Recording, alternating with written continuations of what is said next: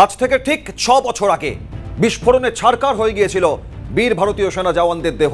40 জন central reserve police ফোর্সের জওয়ানের শহীদ হওয়ার ঘটনা 2019-এর 14ই ফেব্রুয়ারি। ভালোবাসার দিনে এক ভয়ঙ্কর ছবি দেখেছিল গোটা বিশ্ব। আর তার ঠিক 6 বছর পর কোথায় দাঁড়িয়ে অবস্থা ভারতের? মার্কিন সফরে নরেন্দ্র মোদী, সে মতো অবস্থায় অত্যন্ত গুরুত্বপূর্ণ জিরো আওয়ারে আপনাদের স্বাগত। সঙ্গে আমি অভিক বসু। আর এবার ভারতের প্রধানমন্ত্রী নরেন্দ্র মোদীর মার্কিন সফর, সেখানে ভারতের চোখেই বাংলাদেশকে দেখবে আমেরিকা। ঘোষণা ডোনাল্ড ট্রাম্পের, আমেরিকার 47তম প্রেসিডেন্ট ডোনাল্ড ট্রাম্পের ঘোষণা, মোদীকে পাশে নিয়ে ভারতের চোখেই বাংলাদেশকে দেখবে আমেরিকা। দক্ষিণ পূর্ব এশিয়ার ক্ষমতার করিডোর হয়ে উঠছে ভারত। আমেরিকার সর্বশক্তিমান যুদ্ধ বিমান F-35 এবার আসছে ভারতের হাতে। আদম্য ভারতের হাতে ফের নিকেশ পাক সেনা। পুলওয়ামা 2 এর পাক প্ল্যান ব্যর্থ। 2019-এর 14ই ফেব্রুয়ারি পুলওয়ামা হামলা, সেনা কনভয়ে আত্মঘাতী জঙ্গি হামলা, জাইসি মোহাম্মদের 40 জন কেন্দ্রীয় রিজার্ভ পুলিশ ফোর্সের, সেন্ট্রাল রিজার্ভ পুলিশ ফোর্সের বাহিনীর জওয়ানের শহীদ হওয়ার ঘটনা। ভালোবাসার দিনে ভয়ঙ্কর ছবি দেখেছিল গোটা বিশ্ব। আর তারপর 6 বছর পার, কতটা নয়-ছয় হয়েছে বাংলাদেশের সার্বিক পরিস্থিতি আর ভারতের অবস্থান। মার্কিন প্রেসিডেন্ট ডোনাল্ড ট্রাম্প, তার ঘোষণা, সব মিলিয়ে আজ বোঝার চেষ্টা করবো জিরো আওয়ারে। ঠিক 2019-এর 14ই ফেব্রুয়ারির পর 2025-এর 14ই ফেব্রুয়ারি, 6 বছরের মাথায় সার্বিক পরিস্থিতি নিয়ে চিফ রিপোর্টার সত্যজিৎ মুখোপাধ্যায় রয়েছেন নিউজ রুম থেকে। সত্যজিৎ, বিখ্যাত ঐতিহাসিক মন্তব্য মনে পড়ছে। সেই মন্তব্যটা ছিল, ইংরেজিটা হলো যে when the world sleeps India will awake to life and freedom। নেহরুর সেই বিখ্যাত উক্তি, যার বাংলা তর্জমা করলে দাঁড়ায় যে যখন সারা বিশ্ব চরাচর ঘুমিয়ে আছে তখন মধ্যরাতে ভারত সর্বশক্তি নিয়ে জেগে উঠল। সেটা দেশ স্বাধীন হওয়ার সময় তিনি বলেছিলেন।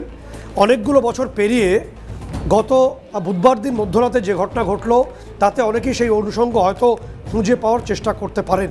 তোমাকে বলবো, একটা ছোট্ট কথা দিয়ে বলবো যে বুধবার দিন মধ্যরাতে ভারতীয় সময় এবং আমেরিকার সময়সীমা ঠিকই যে তাদের ডে লাইটই হয়েছে, এবং সেই সময় যেটা হয়েছে, কি হয়েছে সেটাই সবাই জানার ইচ্ছে।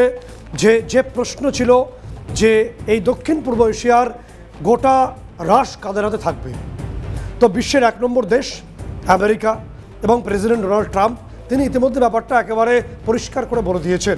কোনো গৌরচন্দ্রিকা নয়, পরিষ্কার করে বলেছেন যে ওসব বাদ দিন, গোটা দক্ষিণ পূর্ব এশিয়া এবং এই অঞ্চলের যে সামগ্রিক শান্তি, সামগ্রিক বিষয়টা আমি মোটামুটিভাবে ভারতের প্রধানমন্ত্রী নরেন্দ্র মোদীর চোখ দিয়ে দেখব।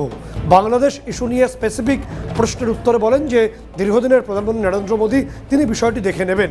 অর্থাৎ ডোনাল্ড ট্রাম্প যেভাবে মেক্সিকোকে আলাদা কোনো দেশ মনে করে না, মনে করেন যে তার আমেরিকার একটা নতুন প্রদেশই হয়তো তেমনিভাবে ডোনাল্ড ট্রাম্পের এই উক্তির মধ্যে অনেকে খোঁজ পাচ্ছেন যে বাংলাদেশ কি একটা আলাদা দেশ, হয়তো তাই, আমরা কোনো মন্তব্য করছি না, কিন্তু ভারতীয় ব্যাপারটা দেখবে। এটা আমেরিকার যে প্রশাসনিক যে সিদ্ধান্ত, স্বয়ং ট্রাম্প সেই ঘোষণা করে দিয়েছেন। এটাই হয়তো বাংলাদেশের যারা লুঙ্গি বাহিনী আছেন বা লুঙ্গিতন্ত্রে বিশ্বাস করেন বা মৌলবাদী, তাদের ভ্রু কুচকাবে। কিছু করার নেই আমাদের, কারণ ইতিমধ্যে তো ঘোষণা হয়েই গেছে। তো কি বলেছেন ডোনাল্ড ট্রাম্প সেটা তো আমরা শোনাচ্ছি। একই সঙ্গে সর্বশক্তিমান যে F-35A অর্থাৎ এয়ারফোর্স ভার্সন এবং F-35C অর্থাৎ নেভাল ভার্সন, এই দুটোই ভারতের হাতে আসতে চলেছে। সঙ্গে রাশিয়ার সুখোই 57, F-35। এই F-35 কোন কোন এয়ারবেসে আসবে আমরা বলে দিচ্ছি। বাগডোগরা, জোরহাট এবং যোধপুর বা উধমপুর, এই 3টে এয়ারবেসে F-35কে আমরা নিয়ে আসতে চলেছি। আমেরিকার বিধ্বংসী এই যুদ্ধ বিমান, পঞ্চম প্রজন্মের স্টেলথ ফাইটার জেট, একই সঙ্গে সুখোই 57 এবং বাংলার বাগডোগরাতে F-35 আমেরিকার। সত্যি খুব তাৎপর্যপূর্ণ। অর্থাৎ বাগডোগরা বা জোরহাট, 3টি F-35 এর মধ্যে 2টি একেবারে এই বঙ্গে এবং পার্শ্ববর্তী রাজ্য আসামে রাখার সিদ্ধান্ত, এটাও খুব তাৎপর্যপূর্ণ। তো সত্যজিৎ, একদম রাফায়েল যেমন রয়েছে আমাদের শিলিগুড়ি চিকেন নেকের অংশেই রয়েছে, এবং ঠিক তেমনিভাবে F-35 বাংলায় আসতে চলেছে সেই ঘোষণা মোতাবেক। এবং তোমাকে বলবো, ডোনাল্ড ট্রাম্প তিনি জানিয়েছেন বা আপাতভাবে তথ্য উঠে আসছে যে F-35 নিতে হলে যে কঠিন শর্তগুলো থাকে সেগুলো ভারতকে না মানলেও চলবে। ভারত নিজের শর্তে F-35A অর্থাৎ এয়ারফোর্স ভার্সন এবং C অর্থাৎ নেভাল ভার্সন, মোট 72টা 3 বছরের মধ্যে পার্টে আমরা পেয়ে যাব। একই সঙ্গে সুখোই 57 পেয়ে যাচ্ছি। কি বলেছেন ডোনাল্ড ট্রাম্প বাংলাদেশ সম্পর্কে, ভারতের রাশ কীভাবে থাকবে এবং F-35 সম্পর্কে দর্শকদের শোনানোর চেষ্টা করব। Abhik. No role for our deep state. It was. This is something that the Prime Minister has been working on for a long time and has been worked on for hundreds of years, frankly. I've been reading about it. But I will leave Bangladesh to the Prime Minister. Starting this year, we'll be increasing military sales to India by many billions of dollars. We're also paving the way to ultimately provide India with the F-35 stealth fighters. In 2017, my administration revived and reinvigorated the Quad security partnership. In our meeting today, the Prime Minister and I reaffirmed that strong cooperation among the United States, India, Australia, and Japan. And it's crucial, really, to maintaining peace and prosperity, tranquility. যখন অভিক ভারতের হাতে রাশের কথা বলা হচ্ছে এবং সত্যই আমি তোমার কাছেই আসবো। এই রাশের পরিপ্রেক্ষিতে কলম্বিয়া, মালয়েশিয়া, সিঙ্গাপুর থেকে শুরু করে থাইল্যান্ড, এই দক্ষিণ পূর্ব এশিয়ার বিভিন্ন দেশ, তারা একেবারে ডোনাল্ড ট্রাম্প বিশ্বের সর্বশক্তিমান দেশের প্রেসিডেন্টের মুখ থেকে যখন এই কথা শুনছেন, সব মিলিয়ে ছবিটা কি সামনে আসতে পারে সত্যজিৎ? একদম গুরুত্বপূর্ণ বিষয়। সব মিলে কি আসতে পারে আমরা বলছি। যখন ডোনাল্ড ট্রাম্প এই ঘোষণা করছেন ভারত এই করিডোরের সব থেকে বড় শক্তিশালী দেশ হিসাবে ডোনাল্ড ট্রাম্পের মুখে যে ঘোষণা আসছে, তখন বাংলাদেশে কি হচ্ছে? বাংলাদেশের ছবিটা আগে থেকেই বুঝে গেছিলেন সুদ ব্যবসায়ী মোহাম্মদ ইউনুস। 11 তারিখে মোহাম্মদ ইউনুসের কাছে একটা ফোন আসে, সেই ফোনে তাকে ডিপ স্টেট এবং নির্দিষ্টভাবে তোমাকে বলবো যে তাদের যে জর্জ সরোজের টিম, তারা পরিষ্কার করে জানিয়ে দেয় যে 11ই ফেব্রুয়ারি যে কোনো মতোই আর তুলসী গাভার্টকে আটকানো গেল না। তিনি মার্কিন যে ন্যাশনাল ইন্টেলিজেন্সের প্রধান হতে চলেছেন, আপনি ব্যাপারটা বুঝে নিন। 11ই ফেব্রুয়ারি রাতেই ফোন পান ইউনুস। তারপর 12ই ফেব্রুয়ারি তিনি অত্যন্ত গোপনে দেশ ছাড়েন। আপাতভাবে তিনি দুবাইতে অবস্থান করছেন। দুবাইতে যে বিজনেস সামিটে তিনি গেছেন, তথ্য বলছে, গোয়েন্দা রিপোর্ট বলছে 11 তারিখ পর্যন্ত সেই বিজনেস সামিটে ইউনুস বা বাংলাদেশের নাম ছিল না। প্রায় জোর করে হাতে পায়ে ধরে তিনি পৌঁছে গেছেন। এবং আপাতভাবে যে প্রশ্নগুলো আসছে তিনি কি বাংলাদেশের যে এয়ার স্পেস বা ইন্ডিয়ান এয়ার স্পেসকে এড়াতেই দুবাইতে এই মুহূর্তে অবস্থান করছেন? আমরা বলতে পারবো না তিনি কেন অবস্থান করছেন, তাকে তো ইনভাইটই করা হয়েছিল না। তিনি প্রায় জোর করে লবি খাটিয়ে গেছেন সেখানে, এবং এই মুহূর্তে তিনি সেখানে অবস্থান করছেন। হয়তো অনুকূল পরিস্থিতি দেখলে দেশে ফিরে আসতেও পারেন।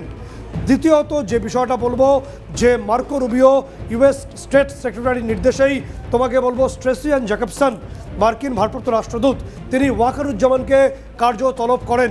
সেই ছবি আমরা সামনে আনবো। এবং আমেরিকার নির্দেশে ওয়াকারুজ্জামানের কাছে জানতে চাওয়া হয়েছে স্ট্রেসিয়ান জ্যাকবসন, আমরা ছবিতে দেখাচ্ছি, জানতে চান যে অপারেশন ডেভিল হান্ট কেন হয়েছিল, কী কারণে হলো, এবং যেভাবে ঐতিহ্যবাহী বাড়ি ভেঙে ফেলা হয়েছে 32 ধানমন্ডি মুজিবুর রহমানের, সেটার কারণটা কি, এই ভাঙার সঙ্গে জাতীয় স্বার্থ কিভাবে রক্ষিত হলো।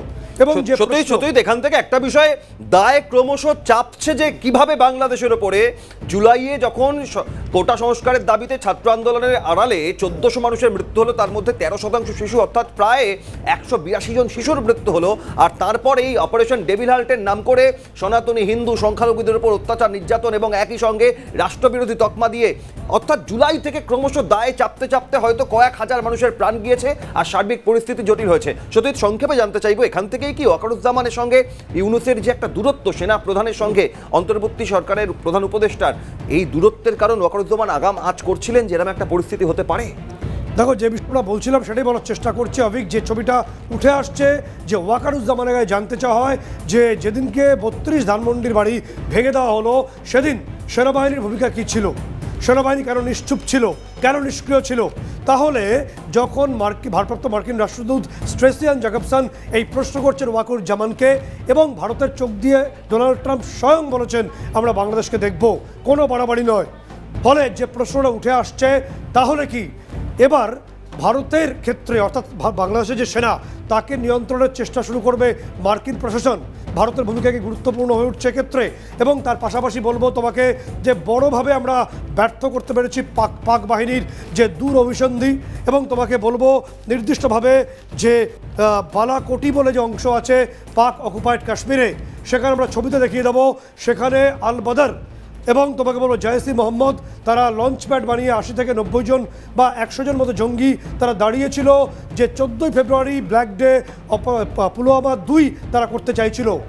এবং সেই তথ্য আমরা জানতে পেরে আমরা আমাদের ব্যাপক পরিমাণে হাউসদার বসাই এবং M777 হাউসদার থেকে ব্যাপক গোলাবর্ষণ করে আমরা তাদের যে ফরওয়ার্ডিং পোস্ট অর্থাৎ বালাকোটিতে পাক সেনাবাহিনীর যে ফরওয়ার্ডিং পোস্টটাই উড়িয়ে দিয়েছি আমরা।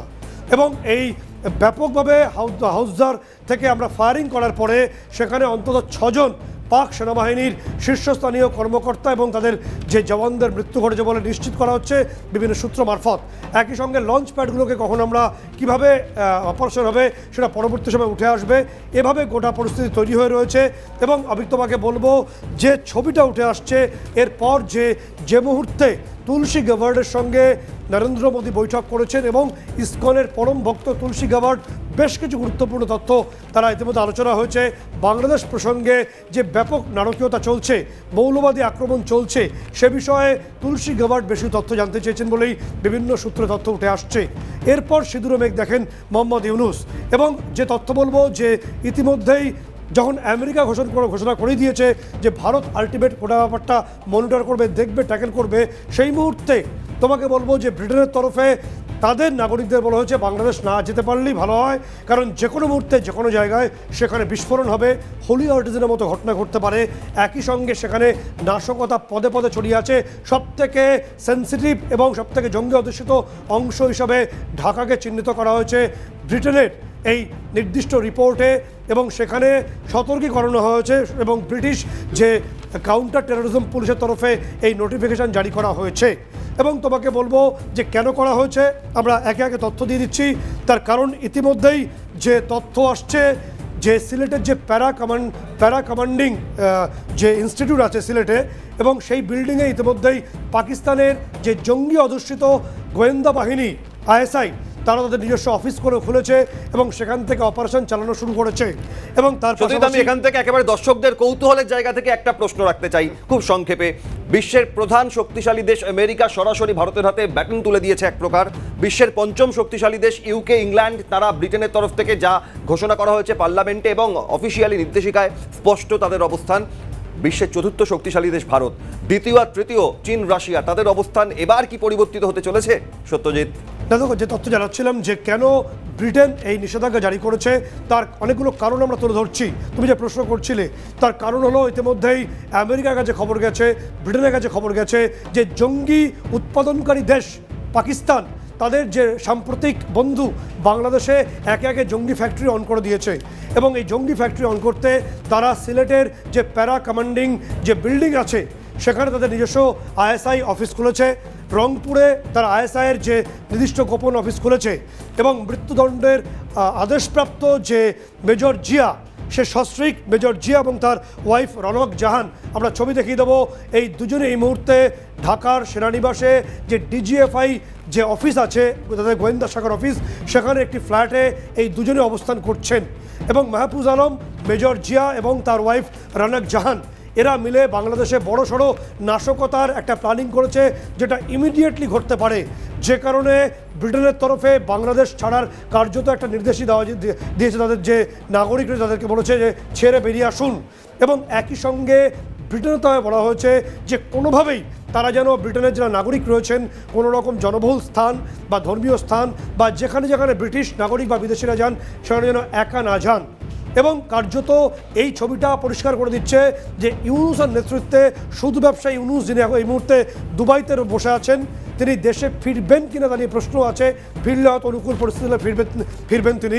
এই ইউনুসের নেতৃত্বে মৌলবাদী যে এই প্রশ্নের জায়গা থেকে সত্যি তোমার এক একটা গুরুত্বপূর্ণ তথ্যের পরিপ্রেক্ষিতে প্রশ্ন নির্দিষ্টভাবে চলে আসছে। 20শে জানুয়ারি ডোনাল্ড ট্রাম্পের শপথ গ্রহণের আগে সুইজারল্যান্ড পাড়ি দিয়েছিলেন। ডোনাল্ড ট্রাম্প শপথ নেওয়ার পর 3 সপ্তাহ অপেক্ষায় ছিলেন গোটা বিশ্ব ট্রাম্প কি অবস্থান নেন। আর গতকাল যখন ট্রাম্প নরেন্দ্র মোদীকে পাশে নিয়ে একেবারে ব্যাটন ভারতের হাতে তুলে দেওয়া, দক্ষিণ পূর্ব এশিয়ার রাশ ভারতের হাতে, বাংলাদেশ দেখে নেবে ভারত, এই ঘোষণা করছেন, তখন এবার ইউনুস সুইজারল্যান্ড থেকে ফিরে এসেছিলেন ঠিকই, কিন্তু দুবাইয়ে যাওয়ার পর কি সিদ্ধান্ত, কি অবস্থান নেন তা নিয়ে আশঙ্কা থাকছে সত্যজিৎ? একদমই তাই, কারণ ইউনুস দুবাইতে তখনই গেছেন দুটো কারণে বলে গোয়েন্দা রিপোর্ট উঠে আসছে। তিনি প্রথমত ইন্ডিয়ান এয়ার স্পেসকে আগে ভাগে এড়িয়ে গেছেন, গোপন ফ্লাইটে তিনি দুবাইতে গেছেন। 11ই ফেব্রুয়ারি, তথ্য বলছি, ডকুমেন্ট সহকারে দেখিয়ে দেবো, 11ই ফেব্রুয়ারি পর্যন্ত বাংলাদেশের নাম দুবাইয়ের ওই বিজনেস সামিটে ছিল না। তিনি জোর করে লবি খাটিয়ে গেছেন, সেখানে তিনি একটা মক একটা সিচুয়েশন তৈরি করেছেন যেন মনে হয় তিনি ইনভাইটেড, বাট এটা নয়, তিনি সেখানে তারা আমন্ত্রিতই ছিলেন না। এবং দ্বিতীয়ত মোহাম্মদ ইউনুস তিনি কোনো ক্রমে কোনো একটা ইস্যুকে দেখিয়ে এই বাংলাদেশ ছেড়ে পালাতে চাইছেন, পরিবর্তে এই নতুন যে প্রোডাক্টগুলো তৈরি হয়েছে নাহিদ ইসলাম থেকে সার্জিস আলম, এদেরকে দিয়ে নাবালক রাজনৈতিক সংগঠন তৈরি করে দেশে একটা অস্থির পরিবেশ তৈরি করে তিনি সটকে পড়তে চাইছেন। সেই ছবিটা ইতিমধ্যেই মার্কিন গোয়েন্দারা পেয়ে গেছেন, যে কারণে স্ট্রেসি অ্যান্ড জ্যাকবসন বাধ্য হয়েই ডেকে পাঠিয়েছিলেন এই ওয়াকারুজ্জামানকে। তিনি জিজ্ঞেস করেছেন ডেভিল্যান্ডের প্রয়োজন কী ছিল, বাংলাদেশ সেনা কী করছিল। তাহলে কি, যে প্রশ্নটা অবধারিত অনিবার্যভাবে উঠে আসছে অভিক, তাহলে কি মার্কিন যে ডিফেন্স তারা কোনোভাবে নির্দিষ্টভাবে বাংলাদেশ সেনা বা এর উপর কোনো নিয়ন্ত্রণ আরোপ করতে পারে, নিষেধাজ্ঞা জারি হতে পারে এবং ভারতের সঙ্গে গুরুত্বপূর্ণ ভূমিকা থাকতে পারে। অন্তত একেবারে এই প্রশ্নগুলো ক্রমশ জোরালো হচ্ছে। সত্যই আসবো তোমার কাছে। এই মুহূর্তে আমাদের সঙ্গে আন্তর্জাতিক সম্পর্ক বিশেষজ্ঞ দেবাশিস নন্দী রয়েছেন জিরো আওয়ারে। স্বাগত দেবাশিস বাবু। চিফ রিপোর্টার সতীশ মুখোপাধ্যায় রয়েছেন। সব মিলিয়ে আজ জিরো টলারেন্সের পথে এবার ভারত, তাই নিয়ে ফিট। আমাদের সঙ্গে দেবাশিস বাবু আছেন, আমি সরাসরি তার কাছে যাবো। দেবাশিস দা, যে বিষয়টা এই মুহূর্তে সরাসরি তোমার বক্তব্য শুনবো, দেবাশিস নন্দী আমাদের সঙ্গে থাকছেন। যে বিষয়টা উঠে আসছে তোমাকে বলবো অভিক, যে এটা একটা আজকের এই অনুষ্ঠানটা ইতিহাসের একটা মহেন্দ্রক্ষণ, একটা সন্ধিক্ষণে দাঁড়িয়ে আছি। কারণ যে প্রশ্নটা ছিল যে দক্ষিণ পূর্ব এশিয়াতে কারা লিড করবে, এবং ডোনাল্ড ট্রাম্প, সর্বশক্তিমান দেশ আমেরিকা, তিনি তার প্রেসিডেন্ট ডোনাল্ড ট্রাম্প তিনি মধ্যরাতে এটা বলে দিয়েছেন পরিষ্কারভাবে যে ভারত এই অংশে লিড করবে। দক্ষিণ পূর্ব এশিয়ার পূর্ণ ক্ষমতা ভারতের হাতে দিয়ে দিয়েছেন ডোনাল্ড ট্রাম্প। আমেরিকা যা করবে ভারতের মাধ্যমে করবে, ভারত যা ভাববে দক্ষিণ পূর্ব এশিয়ায় আমেরিকা তাই ভাববে। ডোনাল্ড ট্রাম্পের বক্তব্যে পরিষ্কার। আমেরিকার যে F-35 এ ভার্সন সি ভার্সন দুটোই আমরা পাচ্ছি 72টা, এবং এই বাংলায় আসতে চলেছে F-35। আমাদের এই সুরক্ষা এই সুরক্ষা নিয়ে চিন্তা বাড়বে পাকিস্তানের এবং চীনের। বাংলাদেশ তো একেবারেই, তুমি পাকিস্তানের কথা যখন তুললে সত্যজিৎ, তাহলে যে পাকিস্তান থেকে সামরিক প্রশিক্ষণ নেওয়ার পরিকল্পনা ছিল এই অন্তর্বর্তী সরকারের প্রধান উপদেষ্টার, যে পাকিস্তান থেকে সামরিক অস্ত্র বাণিজ্যের নামে, বাণিজ্যের জাহাজের নামে অস্ত্র পণ্য বদলে নিয়ে আসা হয়েছিল, সবই কি বিফলে যাবে এমন মনে করছে এবার বাংলাদেশ? দেখো, যে মুহূর্তে 11ই ফেব্রুয়ারি যে তথ্য আমাদের কাছে আসে সূত্র মারফত, যে ডিপ স্টেটের তরফে ইউনুসকে বলে দেওয়া হয়েছে, পাকিস্তানের তরফে বলে দেওয়া হয়েছে যে আর বোধহয় রক্ষা করা গেল না, কারণ তুলসী গাবার যে মুহূর্তে ন্যাশনাল ইন্টেলিজেন্সের দায়িত্ব নিয়ে ফেলেছেন, সেই মুহূর্তে একে একে দেউটি নিভবে। এবং ইউনুস যে তিস্তার মরাগাঙ্গে বানানোর চেষ্টা করেছিলেন তা ব্যর্থ হয়েছে, যে কারণে ইনভাইটেড না হয়েও তিনি দুবাইতে সটকে পড়েছেন, দুবাইতে পালিয়ে গেছেন বলা চলে। একেবারে ব্যর্থ যেমন হয়েছে, পাকিস্তানও ভাবছে সবই বিফলে, অপচয় হয়েছে বাংলাদেশের সরকারের, এমনটাই মনে হতে পারে। দেবাশিস নন্দী আন্তর্জাতিক সম্পর্ক বিশেষজ্ঞ আমাদের সঙ্গে রয়েছেন। সত্যজিৎ, দেবাশিস, আজকে এমন একটা অনুষ্ঠান আমরা রয়েছি, এমন একটা মহেন্দ্রক্ষণে আছি যা ভারতবর্ষের জন্য একটা অন্য মাইল ফলক তৈরি করেছে। প্রথম বিষয়, আপনি জানেন যে পুলওয়ামা 2 এর মতো একটা অপারেশন পাকিস্তান করতে চেয়েছিল, এটা বালাকোটি এরিয়াতে আমরা ব্যর্থ করে দিয়েছি। 6 জন পাক বাহিনীর সেনা জওয়ান নিকেশ হয়ে গেছে। প্রচুর পরিমাণে আমরা যে মাইন্স এবং বাদবাকি যে পাক সরঞ্জাম উদ্ধার করতে পেরেছি, এটা সাফল্য আমাদের। দ্বিতীয়ত বড় ঘোষণা ডোনাল্ড ট্রাম্পের, যে যা করবেন ভারতের প্রধানমন্ত্রী নরেন্দ্র মোদী করবেন, ভারতই গোটা বিষয়টা দেখবে, বাংলাদেশ সহ বাকিটা। এবং একই সঙ্গে ইউনুস গিয়ে দুবাইতে বসে আছেন। গোটা পরিস্থিতি কোন দিকে, পদ্মার পানি কোন দিকে বইছে?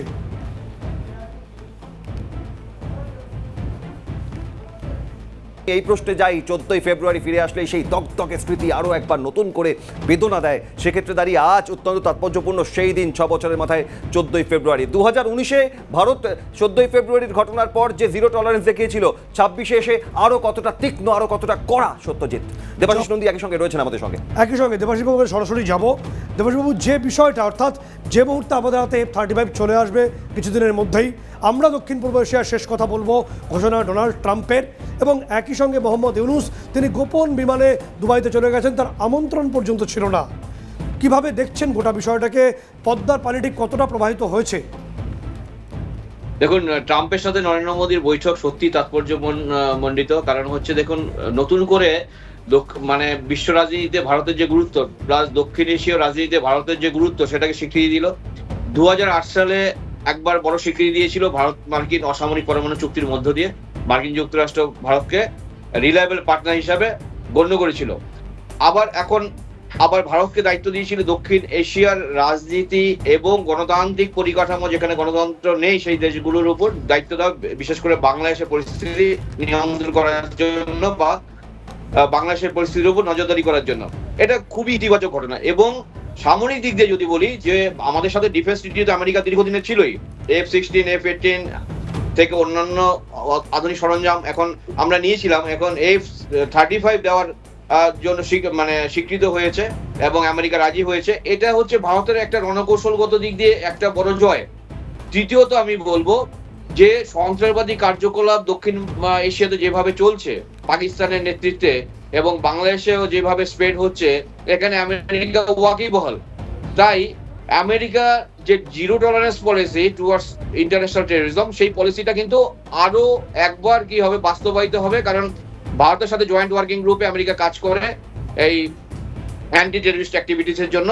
এবং বাংলাদেশের যে পাকিস্তানি সেনাবাহিনী তৎপরতা বৃদ্ধি পেয়েছে, তাদের ট্রেনারাইজেশন এবং ISI এরও অফিস তৈরি হয়েছে সেখানে, এগুলো বিষয়ে কিন্তু আমেরিকা ওয়াকিবহাল। এর ফলে কি হবে, একদিকে বাংলাদেশের উপর নিষেধাজ্ঞা আরোপ হবে, বাংলাদেশকে সাহায্য করা বন্ধ করে দিচ্ছে আমেরিকা, এবং পাকিস্তানের উপর চাপ সৃষ্টি হবে এবং পাকিস্তানের উপর যে এর আগে পাকিস্তানকে আমেরিকা, আর যেহেতু পাকিস্তান অন্য দক্ষিণ এশিয়ার রাষ্ট্রকে মদত দিচ্ছে সরাসরি, সেহেতু আমেরিকা কিন্তু পাকিস্তানের উপর আরো কড়া নিষেধাজ্ঞা আরোপ করবে। এর ফলে এটা ভারতের লাভ হলো। এবং আপনি যে পুলওয়ামা ইস্যু নিয়ে যেটা বললেন, সেটা খুব গুরুত্বপূর্ণ, কারণ পাকিস্তান শিক্ষা নেয়নি অতীত থেকে। আমরা যেভাবে এয়ার স্ট্রাইক করেছিলাম পাকিস্তানের উপর ফেব্রুয়ারি 2019, তারপরেও পাকিস্তান কিন্তু শিক্ষা নেয়নি। আবার ভারত সেটা প্রতিহত করে দিয়েছে। অর্থাৎ আমার যেটা বক্তব্য সেটা হচ্ছে পরিষ্কার, সেটা হচ্ছে ভারত এখন যথেষ্ট একটি শক্তিশালী তার জাতীয় নিরাপত্তা রক্ষা করার ক্ষেত্রে, সেটা স্টেট অ্যাক্টরস পাকিস্তানের মতো এই ধরনের রাষ্ট্র এবং নন স্টেট অ্যাক্টরস যারা হচ্ছে সন্ত্রাসবাদী গ্রুপ বা মিলিটেন্ট গ্রুপ, তাদেরকে প্রতিহত করার জন্য। ঠিক, একদম শক্তিশালী, অর্থাৎ অত্যন্ত শক্তিশালী অংশে আমরা পৌঁছেছি। এবং যে কথা দেবাশিস বাবু বলছিলেন যে রংপুর এবং সিলেটে ISI এর যে গোপন অফিস, ইতিমধ্যে যে রিপোর্ট আমেরিকার হাতে পৌঁছে গেছে। তুলসী গামার বিষয়টা দেখছেন, যে কারণে সেনাপ্রধান ওয়াকারুজ্জামানকে ডাকা হয়েছিল যে ইমিডিয়েটলি ব্যবস্থা নিন, না হলে কিন্তু আমরা আছি। এবং একই সঙ্গে ভারত গোটা বিষয়টা হ্যান্ডেল করবে, কোনো বাড়াবাড়ি নয়। একেবারে সত্যি। তুমি F-35 এর কথা বলছিলে, তা আসার আগে এই মুহূর্তে ব্যাঙ্গালোরে ভারতীয় বায়ুসেনার শক্তি প্রদর্শনের যে ছবি আমরা দেখাবো দর্শকদের, আত্মবিশ্বাস তুঙ্গে দেশের সেনা জওয়ানদের, বায়ুসেনা, স্থলসেনা থেকে শুরু করে নৌবাহিনীর, তার কারণ সব ক্ষেত্রে পরিস্থিতি মোকাবিলার জন্য সদা তৎপরতা। 2025-এ এবার আকাশপথে ভারতীয় বায়ুসেনা শক্তি প্রদর্শন। এই 14ই ফেব্রুয়ারি আমরা দেখেছিলাম 2019-এ যে ভয়ঙ্কর ঘটনা গোটা বিশ্বকে দেখিয়েছিল, তারপর আরও বেশি দৃঢ়, আরও তীক্ষ্ণ ভারত। অনেক ধন্যবাদ দেবাশিস নন্দী, আন্তর্জাতিক সম্পর্ক বিশেষজ্ঞ ছিলেন। ধন্যবাদ চিফ রিপোর্টার সতীন মুখোপাধ্যায়। ধারাবাহিকভাবে মাসের পর মাস এই পরিস্থিতির দিকে প্রতি মুহূর্তে